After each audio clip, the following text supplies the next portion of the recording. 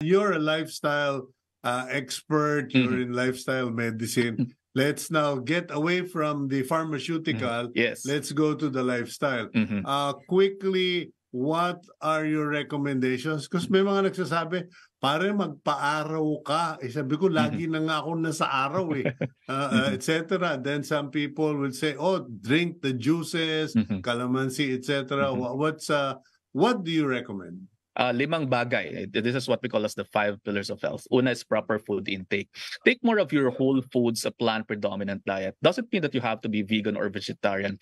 Just around 70 to 80% of the time, you eat more vegetables, more fruits because of these antioxidants that you get. So these antioxidants, for the purpose of a discussion, para silang mga nanay at tatay na nagbibigay sa kanilang mga anak ng pacifier, no, kapag nagwawala na sila. So parang ganon. Kapag kasi yung katawan po natin na nagkaroon ng mga free radicals, no, yung mga toxins na nakukuha natin sa environment, bumababa yung resistensya, nagkakaroon itong mga free radicals na to naninira ng katawan. So itong mga free radicals, these are oxygen species na nawawalan ng kapares. So naninira sila ng ganon. So yung pares na hawak nila, dapat mapantayan yon. So these antioxidants give out those electrons para makatulong sa kanila. So eat more fruits, vegetables, whole grains, nuts, seeds, and legumes. And then exercise.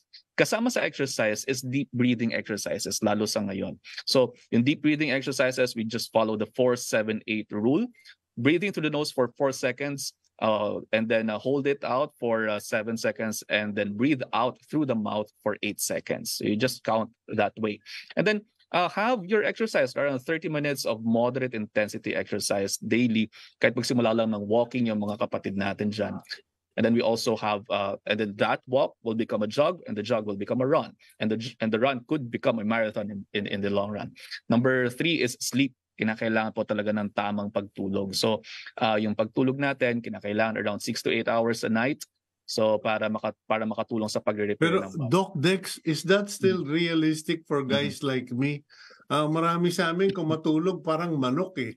Yes. Paputol-putol, you know, and they say it's with age, Sito. Don't expect to get 8 hours. Yes. So sa mga age po natin na ganyan, kahit mga 4 to 5 hours, okay pa, napapatawad pa eh. Lalo kapag nagkakaroon yung iba, kunwari sa mga lalaki, sa ating mga lalaki, lumalaki yung prostate, minsan kinakailangan mag-CR at night, na bumabangon, tinatawag natin na nocturia.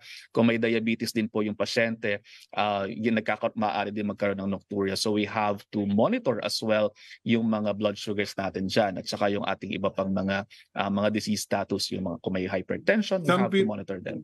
Some people I know don't drink water na lang. They say, hindi na lang ako inom ng tubig para hindi ako jingle sa gabi. Yes, sa gabi. Yes, sa gabi. Ang suggestion is around 2 to 3 hours before you go to sleep, uminom na kayo ng tubig. And then, iihi muna bago matulog. So yun, madadrain nyo na yung bladder nyo. And then, parang fasting state na siya hanggang sa umaga. Yun. Okay. And then, kasama pa rin sa 5 pillars of health is substance disuse, o tanggalin po yung mga bisyo, walang mabuti magagawa yan sa mga buhay ninyo. At saka panghuli na ay iwasan ng stress. No? So stress is actually lower down your immune system. Kasi kapag stressed yan, nandiyan yung mga stress factors, nandiyan yung fight or flight response, kaya nagkakaroon ng mas mataas din minsan na blood sugar, kaya hindi maganda din sa stress natin. And lastly, yung pagpapaaraw talaga, malaki po yung tulong kasi yung vitamin D natin na-activate lang siya through the sun.